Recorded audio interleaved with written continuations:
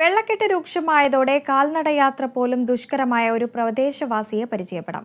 കൊല്ലം പോരുവഴി പഞ്ചായത്തിലെ 15-ാം വാർഡിലെ ജനങ്ങളാണ് ദുരിതത്തിലായത്.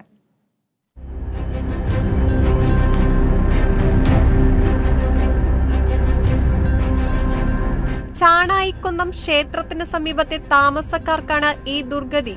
റോഡ് ചെളിക്കുളമായതോടെ 20-ലധികം കുടുംബങ്ങളാണ് ദുരിതത്തിലായത്. ഈ ചെളിക്കുളം താണ്ടി വേണം ഇവർക്ക് പ്രധാന റോഡിലെത്താൻ. മാതാപിതാക്കൾ തോളയിലെടുത്തുകൊണ്ട് അവർ ഈ ചെളിവെള്ളത്തിൽ ചവിട്ടിക്കൊണ്ട് വേണം റോഡിലോട്ട് പോകുന്നത്. അതുകൊണ്ട് വളരെയധികം ബുദ്ധിമുട്ടായ രീതിയിലാണ്. അത് മാത്രമല്ല, ഇപ്പോൾ ഒരു ദിവസം കൊണ്ട് മഴ തോന്നിയിരിക്കുന്നുണ്ട് ഇത്രയെങ്കിലും കുറഞ്ഞിരിക്കുന്നത്. മറ്റേത് ഇവിടെ കടൽ പോലെ വെള്ളമാണ്.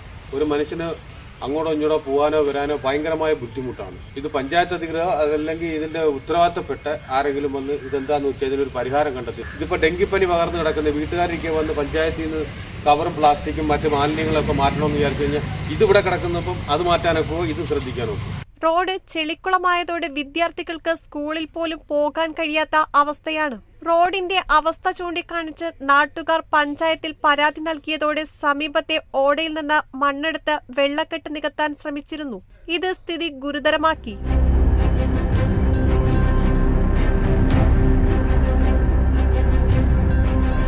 അടിയന്തരമായി റോഡ് ഗതാഗത യോഗ്യമാക്കണമെന്നാണ് നാട്ടുകാരുടെ ആവശ്യം.